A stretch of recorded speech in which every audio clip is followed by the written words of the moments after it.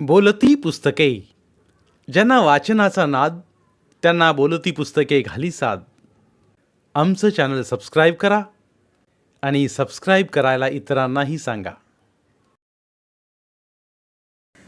नमस्कार श्रोते मित्र हो. बोलती पुस्तके सादर करत आहे ज्येष्ठ लेखक दी.बा. पाटील सर लिखित कथा घरटं. दुपारची कोल्हापूरहून सुटलेली एस टी सोमवडे फाट्यावर पोचायला थोडा उशीरच झालेला. तशातच बाहेर ऑक्टोंबरची दाहकता वाढवणारं ऊन रणरणत असलेलं. गाडी फाट्यावर थांबली तशी तिच्यातून 4-5 माणसं पायउतार झाली. समोरच रस्त्याकडला असल्या डेरेदार लिंबाच्या झाडाखालची 2 माणसं आणि 1 बाई उठून एस टी जवळ आली. उतरणारे प्रवासी संपले असे समजून ते घाईने वर चढायला लागले. तेवढ्यात नारबा एस टीतून खाली उतरू लागला. तो दारातला अँगल धरून शेवटच्या पाट्यावर आला. त्याला बघून वर चढणारी 3 जण पाठीमागं सरकली. उतार की पटाक दिशे, म्हातारा झालास काय, असं वर चढणारा माणूस म्हणाला. त्या ग्रहस्थाच्या बोलण्याकडे दुर्लक्ष करून नारबाने थकून गेल्यासारखं हळुवारपणे पाय जमिनीवर ठेवले आणि गावाच्या दिशेनं मंद पावले टाकत तो चालू लागला. फाट्यापासून गाव 2 मैलावर. ऊन तर रणरणत होतं. अशा रणरणत्या उन्हात ते 2 मैल अंतर पार करणं नारबाला जिकरीचं वाटू लागलं. पायातलं बळ संपत चालल्याचा त्याला भास होऊ लागला. नव्हे तर तशी जाणीव झाली. कसं तरी त्यानं अर्ध्या मैलाचं अंतर पार केलं. आता अंगातलं त्राण संपत असल्यासारखं झालं. रस्त्याकडेलाच एक मोठं आंब्याचं झाड लागलं. त्याच्या डेरेदार सावलीनं त्याला दिलासा वाटला. त्याची पावलं आपोआपच त्या झाडाच्या सावलीत वळली. तिथंच सावलीत 10-15 शेळ्यांचा कळप उन्हामुळे झाडाखाली विसावलेला. काही शेळ्या उभ्याने रवंद करीत होत्या, काही बसून होत्या.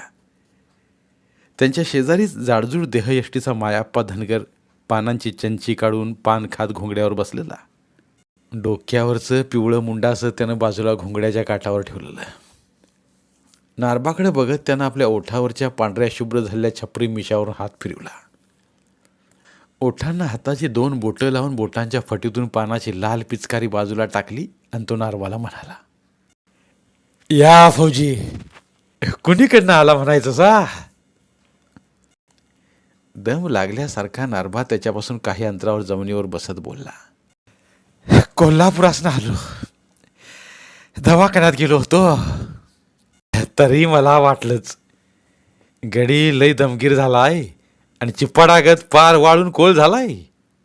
पण म्हटलं विचारायचं कसं, असं मायाप्पा बोलला. नारबानं बसल्या जागेवरूनच मायाप्पाकडं पाहिलं. मायाप्पानं 70 ओलांडलेली. तरीही तो अजून मजबूत बांध्याचा दिसत असलेला. त्याचं शरीर कसं ताशीव कातळासारखं दिसत होतं. त्याच्या दंडाच्या बेडक्या अजूनही पिळधार दिसत होत्या. तो सहजपणे मायाप्पाला म्हणाला, अण्णा, तुमचं वय काय म्हणायचं. डोकं खांजळून वर आंब्याच्या झाडाकडे बघत मायाप्पा म्हणाला, तसं सांगता येणार नाही, कारण तवा आमच्या घरात लिहून वाचणं नव्हतं. तरी पण 75 ओलांडले असणार आहे. एवढं बोलून पुन्हा मायाप्पा म्हणाला, फौजी, तुम्ही पण फौजतनं आलासा तेव्हा काय तब्येत होती तुमची. म्या रानातल्या खळ्यावर तुम्हासनी बघितलंय. खळ्यावर मळल्याला जुंदळ्याचं पोतं तुम्ही कवळ्यात घेऊन अचुती उचलून बैलगाडी ठेवीत होती सा. नजर लागावी असं शिर्यार होतं तुमचं. पण काय झालं म्हणायचं, हे कंचा रोग झाला म्हणायचा तुम्हासनी. मायाप्पाचं विचारणं संपलं तसं नारबाचं डोळं पाण्यानं भरलं. त्याला शब्द फुटेनासा झाला. त्याला काय सांगावं हे समजेना. मायाप्पाला त्याचं दुःख कळलं तसा मायाप्पाच म्हणाला, एवढं वाईट वाटण्यासारखा असा काय रोग झालाय म्हणायचा. नारबा आपल्या अश्रूआवरून म्हणाला, साखर झाली म्हणायची. त्यावर हसून मायाप्पा म्हणाला, साखर वाढल्या म्हणा की, मग त्यात काय एवढं भिण्यासारखं आहे. श्रीमंत माणसांचा आजार झालाय म्हणायचा यो. आपल्या चिवट्या काकाला पण साकारच झाली होती, तरी पण गडी 80 वर्ष जगलाच की. फक्त तोंडावर बंधन ठेवायला लागतंय. सोन्यासारखा घास असला तरी बी खायला येत नाही, एवढंच. मायाप्पाच्या बोलण्यानं नारबा गप्प झाला. तेवढ्यात मायाप्पाच्या शेळ्या उठल्या. त्यांच्या पाठीमागून मायाप्पा पण उठला. डोईवर मुंडाचं ठेवून त्यानं अंगाखाली घेतलेलं घोंगडे झाडून खांद्यावर घेतलं. हातातल्या कुऱ्हाडीला खांद्यावर आडवी धरून पाठमोरा होत म्हणाला, कसला आजार आणि काय, माणसाला नको ते होतंय. माणूस आज हाय आणि उद्या नाही, असं म्हणत तो चालू लागला. आता नारबा पण उठून हळूहळू वाटायला लागला. खाली मान घालून रस्त्याकडनं चालू लागला. पण त्याच्या कानातून मायाप्पाचे शब्द जात नव्हते. फौजी, तुम्ही पण फौजतनं आलासा तेव्हा काय तब्येत होती तुमची? या शब्दांच्या त्याच्या मनाला खूप वेदना झाल्या. तो मनाशीच म्हणाला, खरं आहे, खरं आहे मायाप्पाचं, काय होतं आणि काय झालं. तो विचार चक्रात शिरला. मिलिटरीत नोकरीला असतानाच आपलं लग्न झालं. आई वडील भाऊ आणि बायको गावाकडे होती. लग्न झाल्यापासून फौजेत गमीन असं झालं, कारण घरच्या इतरांच्या पेक्षा बायकोची जास्ती आठवण व्हायची. तिच्यासाठी आपण झुरत राहायचो. फौजीतली नोकरी नको नको वाटायची. गावाकडे जाऊन बायको समेत निवांत शेती करावी असं वाटायचं. तरी पण दुसरं मन नोकरी सोडू देत नव्हतं. त्यानंतर रजेवरचं घरी जाणं वाढलं. वर्ष सरत होती.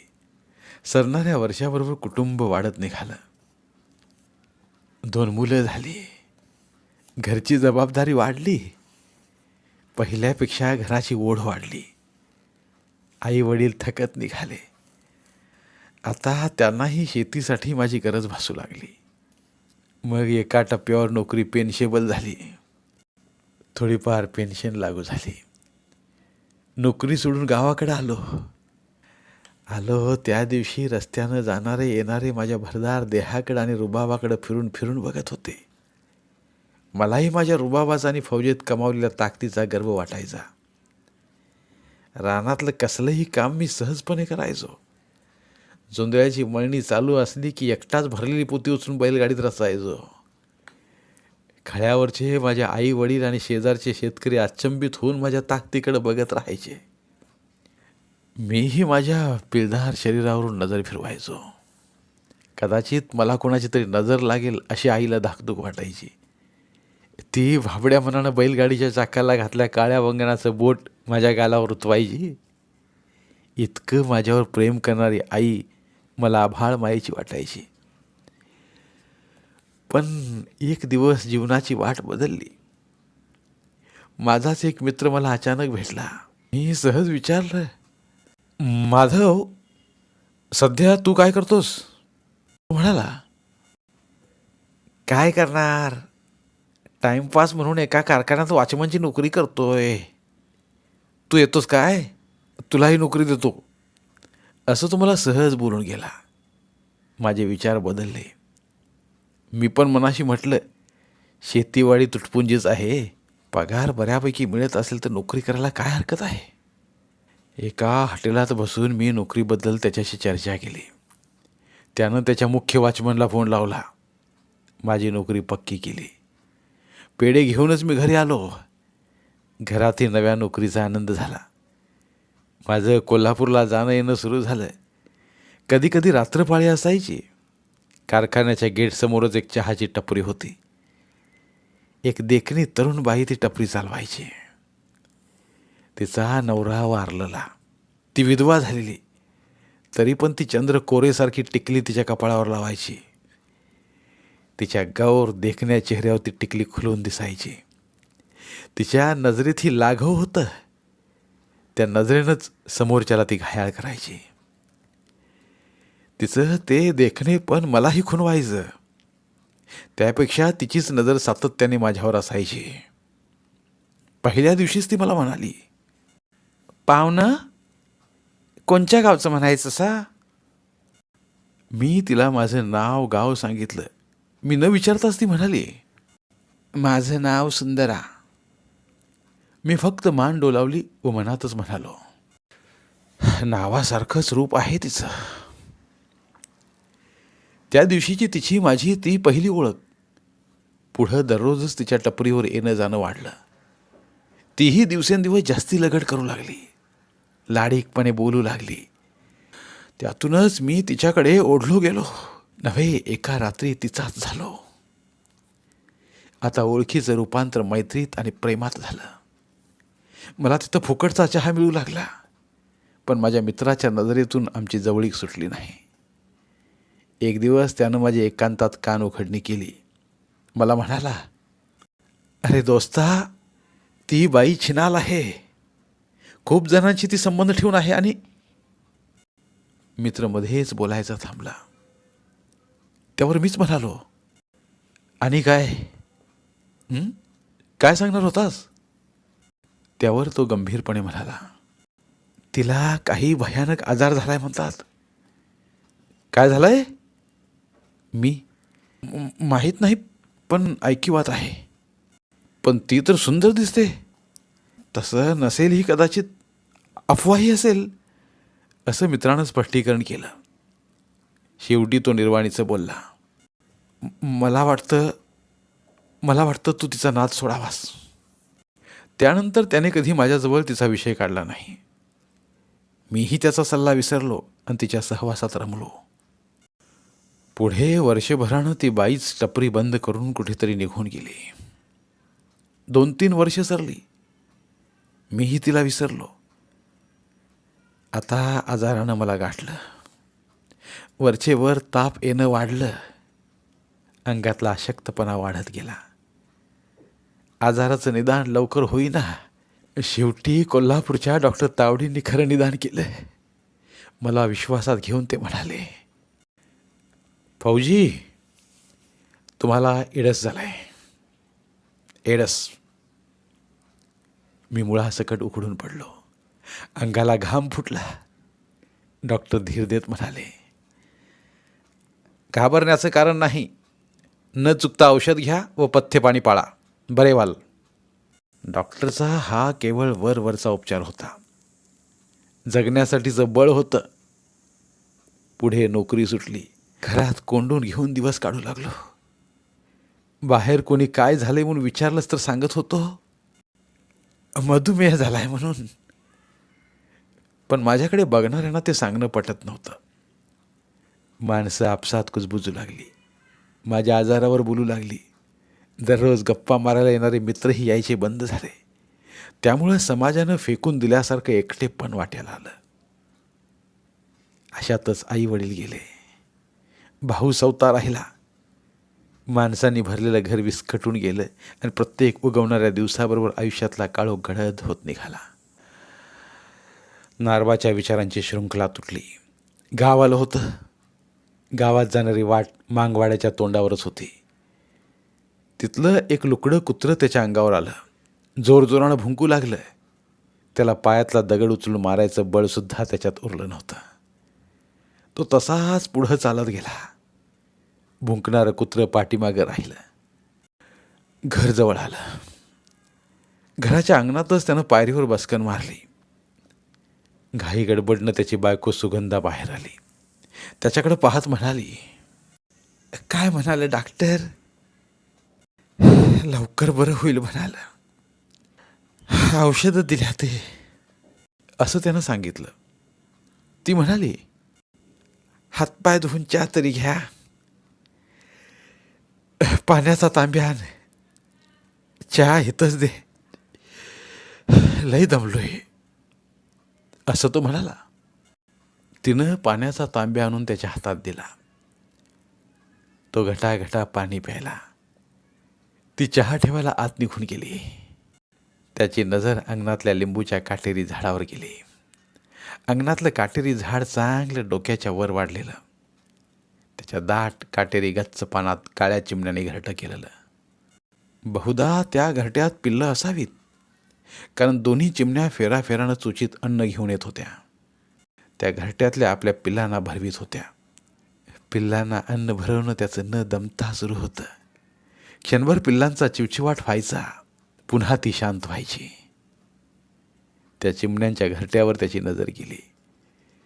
त्याला शाळेत केलेल्या आपल्या लहान मुलांची आठवण झाली. तो मनाशीच म्हणाला, आपली पोरं पण अशीच अजून त्या चिमणीच्या पिल्लागत आहे ती. त्यांच्या पंखात बळ यायला अजून लई वर्ष लागतील.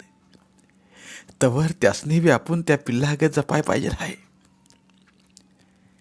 असा विचार त्याच्या मनात डोकावून गेला. तेवढ्यात त्या चिमणीचा जोडीदार बाजूच्या सीताफळीच्या शेंड्यावर घरट्यापासून बाजूला जाऊन बसला. त्याच्या डोक्यावर आभाळात एक बहिरी ससाना जाग्यावरच स्थिर राहून हवेत उडत होता. त्या चिमण्याचं त्याच्याकडे लक्ष नव्हतं, पण बहिरी ससाण्याची एकाग्र नजर मात्र त्याच्यावर स्थिर झालेली. नारबा ते दृश्य टक लावून बघत होता. चिमण्याचा जीव धोक्यात आहे याची नारबाला जाणीव झाली. त्या क्षणीच बहिरी ससाण्यानं बाण यावा तसा सीताफळीच्या दिशेनं सूर मारला आणि क्षणात त्या चिमण्याला उचलून तो उंच उडाला. चिमण्याची फडफड व जीवाच्या आकांतानं चिवचिवनं नारबाच्या काळजाला भिडलं. तो हताशपणे पाहत राहिला. त्या दृश्यानं त्याचं मन गलबललं. त्या चिमण्याच्या जागेवरच त्यानं स्वतःलाच पाहिलं. त्या चिमण्यासारखीच आपली अवस्था आहे असं त्याला वाटलं. आज चिमण्याला बहिरी ससाण्यानं उचलला, उद्या ससाण्यासारखाच हा एडस आपल्याला उचलून नेईल याची त्याला भीती वाटली. त्याच्या काळजात कालवा कालव झाली. दाटलेलं काळीज त्याच्या डोळ्यांतून ओसंडलं. गालावर अश्रू घळघळले. सुगंधा चहाचे कप घेऊन बाहेर आली. नारबाच्या हातात चहाचा कप देताना तिने त्याच्या डोळ्यातले अश्रू पाहिले. त्या अश्रूने तीही गडबडली. चहाचा कप खाली ठेवत अंगावरच्या साडीच्या पदरानं त्याचे डोळे पुसत ती म्हणाली, काय झालं धनी? एवढं वाईट वाटायला काय झालं? डॉक्टर काही वाईट वंगाळ म्हणाले का? स्वतःला सावरीत त्यानं समोरच्या लिंबूच्या झाडावर बोट दाखवलं. तिथं सैरबेर झालेली चिमणी जोर जोरानं चिवचिवाट करून इकडे तिकडे आपल्या जोडीदाराला शोधत होती. त्या चिमणीकडे बोट करून तो सुगंधाला म्हणाला, आत्ताच त्या चिमणीचा जोडीदार माझ्या डोळ्यात देखत बहिरी ससाण्यानं उचलला. मला लई वाईट वाटलं त्याचं, म्हणून माझ्या डोळ्यात आसू आली. तशी ती म्हणाली, एवढं काय आहे त्यात? निसर्गाचं चक्रच आहे ते. त्यावर तो म्हणाला, त्या झाडावर त्यांचं घरटं आहे. घरट्यात लहानगी पिल्लं आहे ती. त्या पिलासनी चारा पाणी कोण देणार?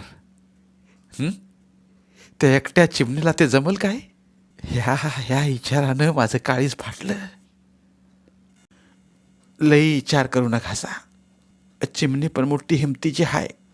ती एकटी त्या पिलासनी चारा पाणी घालेल की. लई मिळण्यापेक्षा जरासं कमी मिळेल, पण तिची पिल्लं उपाशी राहायची नाही ती.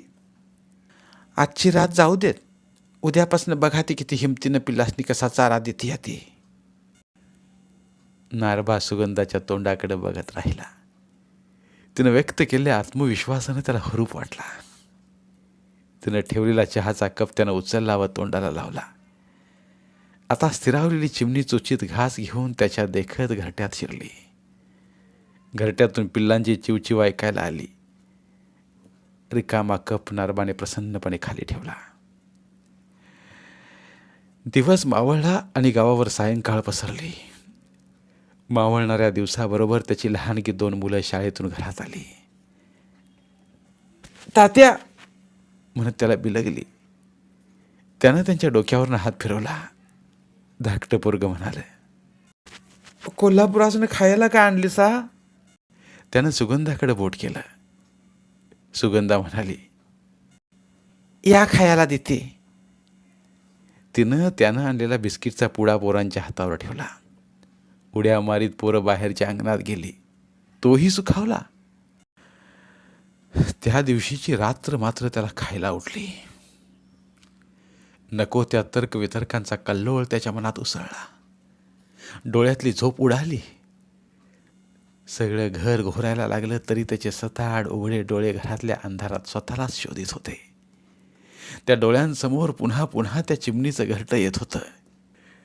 चिमणीच्या जोडीदारावर बहिरी ससाण्यानं मारली काळ झडप तो विसरू शकत नव्हता. ती झडप त्याला अंधारात अधिक प्रखरतेनं दिसायची. विचारांचे असंख्य भाले त्याच्या मनाला टोचायचे. तो त्या चिमण्याच्या जाग्यावरच पुन्हा पुन्हा आपल्याला पाहायचा आणि मनाशीच म्हणायचा, आता काळ अशीच आपल्यावर झडप घालील. अगदी त्या ससाण्यागत काळ आपल्याला उचलून ठेईल. घरटं पोरकं होईल माझं. त्या चिमणीसारखी सुगंधाधाय मोकलून आकांत करील. आणि पुन्हा नव्या हिमतीनं त्या चिमणीगत आपली लहानगी आपल्या पंखाखाली घेऊन त्यासनी मोठं करीत राहील. पण चिमणी संग तिची तुलना कशी करायची? ती पाखरं आहे. त्यासनी निसर्गाचं वरदान असतं या. तिची पिल्ली झपाट्यानं मोठी होतील.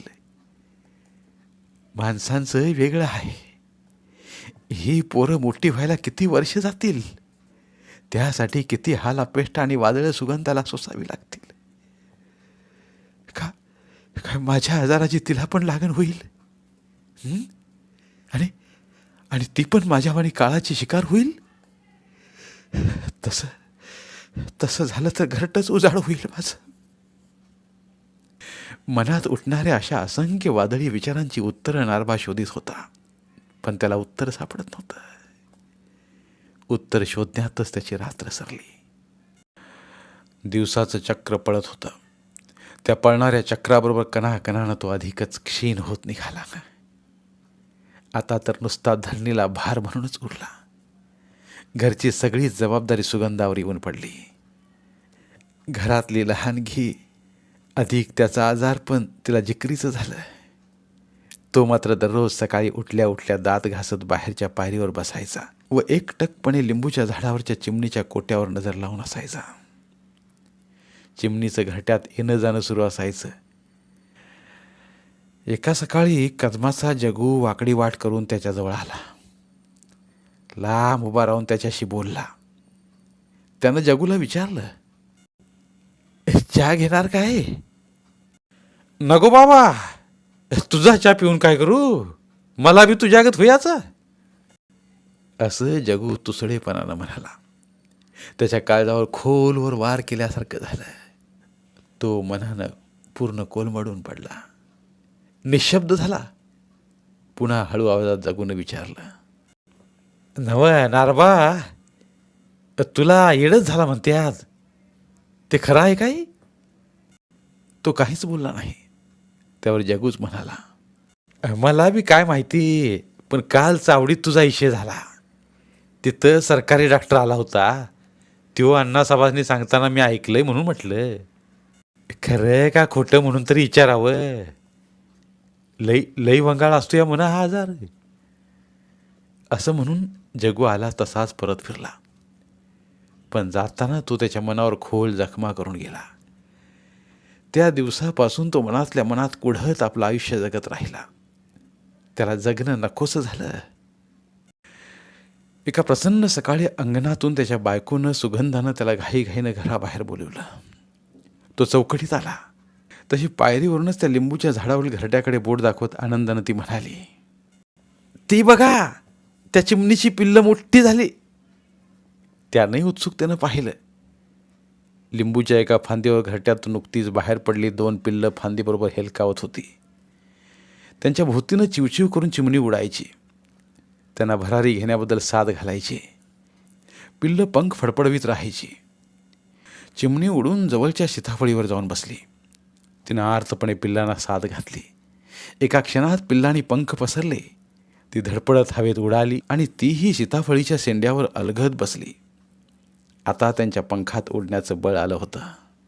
सुगंधा म्हणाली, मी म्हणाले नाही तुम्हाला चिमणी हिमतीनं पिल्ली जगविल म्हणून. आता त्यांच्या पंखात बळ आलं या. मिटली नव्ह तुमची काळजी. सुगंधाच्या या वाक्यानं नारबाची काळजी कमी होण्याऐवजी वाढतच गेली. तो मनाशीच म्हणाला, चिमणीच्या पिल्लांच्या पंखात बळ आलं. आता माझ्या पोरांच्या पंखात बळ कधी भरणार? त्यावर त्यानंच उत्तर शोधलं. आपण नसलो म्हणून काय झालं? आपली पोरं बी त्या पिल्ल्यासारखीच मोठी होतील. नाहीतर आता तरी आपण असून असल्यागतच आहे. हे उलट आपण म्हणजे सुगंधाला तापच आहे म्हणायचा. दिवसभर तो आपल्या मनालाच उलटसुलट प्रश्न विचारित राहिला. कदमांच्या जगूचं बोलणं त्याच्या जिव्हारी लागलं होतं. आपली चावडीवर चर्चा झाली याचं त्याला खूप वाईट वाटलं. असलं उपहासाचं आयुष्य जगण्यापेक्षा न जगलेलंच बरं असा त्यानं मनाशीच निश्चय केला. आता त्याला आपल्या रानातील पाण्यानं भरलेली पडकी विहीर दिसू लागली. त्या विहिरीच्या काठावरचं बाभळीचं झाड नजरेत आलं. त्या झाडालाच गळफास लावून घ्यायचा असं त्यानं ठरवून टाकलं. तो सुगंधाला म्हणाला, लय दिवस शेताकडे गेलो नाही. आजार पण बळावत चाललंय. शेत बघावंसं वाटतंय. चक्कर मारून येतो जातो शेतावर. ती नको नको म्हणाली. तिचं म्हणणं त्यानं ऐकलं नाही. त्यानं गुपचूपपणे वैरणीची दोरी कमरेला बांधली. कधी नाही ते त्याच्या पायात बळ चढलं. तो घरातून बाहेर पडला. त्याचं झप झप जाणं सुगंधाला सुखावून गेलं. तिला वाटलं आपल्या धन्याला औषध लागू झालं म्हणायचं. ती त्याला पाठमोरा बघतच राहिली. तो तिच्या नजरेआड गेला. गावाची वेस ओलांडून रानाच्या वाटेला लागला. रानातल्या पाय वाटेवर मायाप्पा धनगर शेळ्या घेऊन समोरून आला. तो त्याला पाहून म्हणाला, काय फौजी भाई, काय बरं आहे का नाही? तो मायाप्पाजवळ थांबला. मायाप्पाच्या पायावर वाकत म्हणाला, त्या दिवशी तुम्हासनी मी खोटं बोललो. चूक झाली माझी. मायाप्पा त्याच्या खांद्यावर हात ठेवत म्हणाला, कसली चूक झाली म्हणता? तो शांतपणे म्हणाला, त्या दिवशी मी तुम्हासनी मला साखर वाढली म्हणालो, पण तसं काय बी नाही. मग काय झालंय म्हणायचं? मायाप्पानं जिवाळ्यानं विचारलं. तो खाली मान घालून म्हणाला, येडस झालाय. तो असं म्हणताच मायाप्पाच्या अंगावर पाल पडावी तसं झालं. मायाप्पा सरकन त्याच्यापासून बाजूला होत म्हणाला, अरे लई वंगाळ आजार आहे म्हणते आज. तुला उगीच शिवाशिव केली म्हणायची म्या. एवढं बोलून मायाप्पा त्याच्याकडे तिरस्कारानं बघत वाटायला लागला. जाता जाता पुन्हा म्हणाला, फौजी असून बी शानपण नाही. कुठल्या घाणीत तोंड घातलं म्हणायचं? मायाप्पाच्या शब्दाने तो घायाळ झाला. तो मनाशीच म्हणाला, समाजाच्या दृष्टीनं आपण किती वाईट झालोय. माणसं झटका बसल्यासारखी आपल्यापासून दूर पळत्यात. महारोग परवडला पण येणंच नको असं त्यासनी वाटतंय. उपेक्षेचं हे जीवन कशापायी जगायचं? त्यापेक्षा मेल्यालाच बरं. पुन्हा त्याचं मन विचलित झालं. त्याला वाटलं,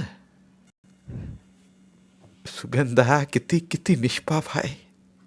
आपला रोग गावभर माहिती झाला पण अजून बी तिला तो कळना नाही. गाव आपल्याला थुंकतंय पण तिला आपण देवासारखं वाटतोय. बिचारी रात दिस आपल्यासाठी आणि पोरांसाठी राबती. घरगाड्याचं एक चाक मोडलंय तरी त्याचं तिला भान नाही. ती एकट्यानं घरगाडा उडते तरी तिच्या चेहऱ्यावर दुःखाची रेग नाही.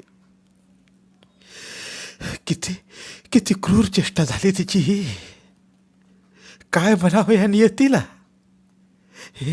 हे सगळं आपल्या एका चुकीमुळे घडलंय. म्हणून आता त्या चुकीची शिक्षा घ्यायची आहे. वय पाठीमागे न बघता नारबा काळाच्या जबड्याकडे चालत निघाला. विहीर जवळ आली. विहिरीच्या काठावर उभ्या असल्या बाबळीच्या फांद्यावर चिमण्यांची असंख्य घरटी लोंबत होती. त्या घरट्याने नारबाच्या नजरेसमोर त्याचं पाठीमागं राहिलेलं घर उभं केलं. घरट्यातल्या पिल्लांना पाहून त्याला पोरांची आठवण झाली. चिमणीच्या रूपात सुगंधा दिसली. हातातल्या दोरीचा फासका त्यानं बाबळीच्या फांदीवर टाकला. त्याबरोबर बाबळीची फांदी हेलकावली.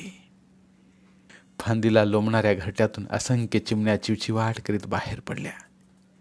त्या आकांतानं मात्र त्याचं मन पाझरलं.